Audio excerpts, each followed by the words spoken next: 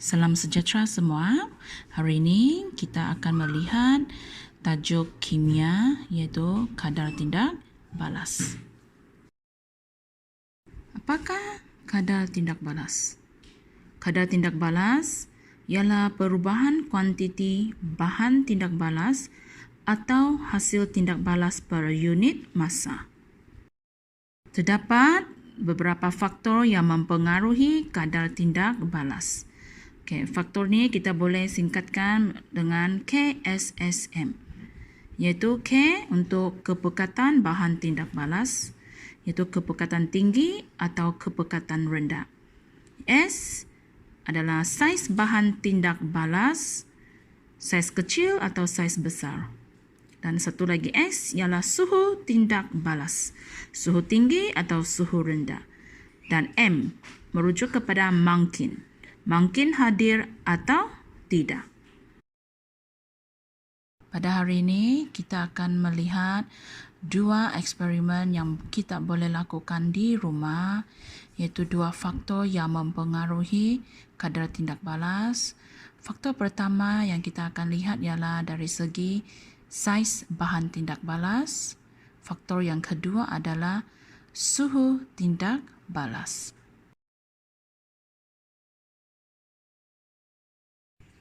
Salam sejahtera semua.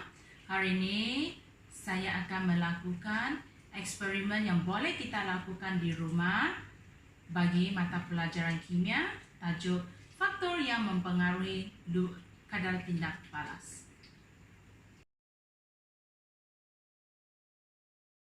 Eksperimen pertama ialah faktor luas permukaan yang mempengaruhi kadar tindak balas.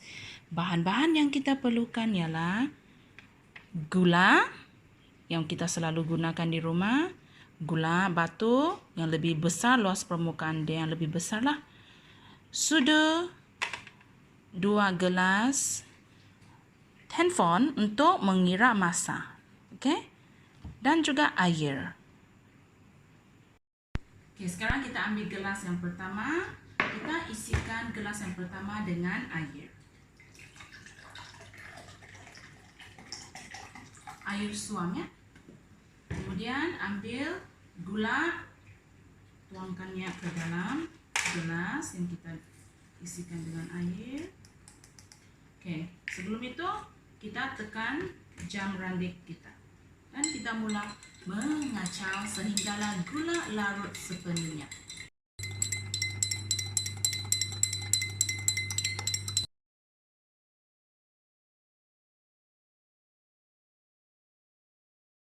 Untuk seterusnya kita menggunakan gula batu untuk saiz yang lebih besar. Kita tuangkan air ke dalam gelas. Kemudian masukkan gula batu ke dalam gelas.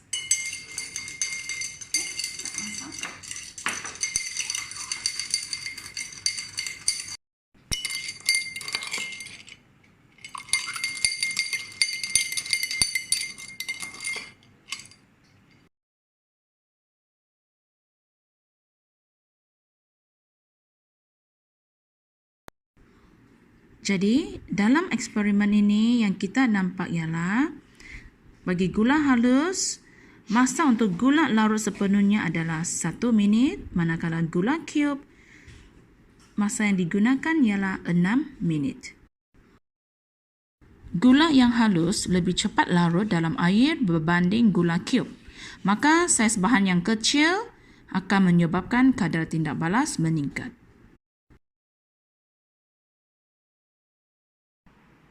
Untuk eksperimen yang seterusnya, kita akan mengkaji faktor suhu yang mempengaruhi kadar tindak balas.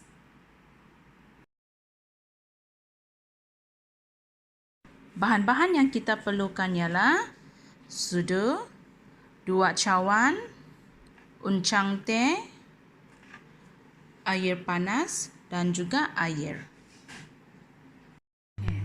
Terlebih dahulu kita masukkan uncang teh ke dalam setiap cawan. Kemudian kita tuang air yang bersuhu bilik dan jam randik dimulakan. Kita perhatikan masa dan perubahan warna pada gelas ya.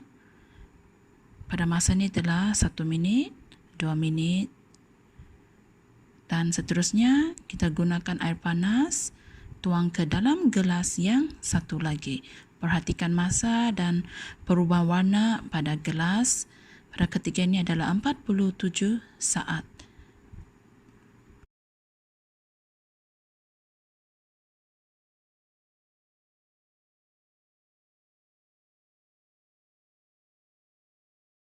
Okay, hasil dapatan di sini ialah air pada suhu bilik memerlukan sekurang-kurangnya 140 saat untuk larutan tidak berwarna bertukar menjadi warna perang. Manakala air yang digunakan iaitu air mendidih memerlukan sekurang-kurangnya 47 saat untuk bertukar dari larutan tidak berwarna kepada larutan warna perang. Kesimpulan, teh yang dibuat dengan menggunakan suhu air yang lebih tinggi akan mengalami perubahan warna yang lebih cepat berbanding teh yang dibuat menggunakan suhu air yang lebih rendah. Oleh itu, air panas akan mempunyai kadar tindak balas yang lebih tinggi berbanding air sejuk. Diharapkan dalam eksperimen kali ini dapat membantu murid-murid memahami apakah itu kadar tindak balas dan faktor yang mempengaruhinya.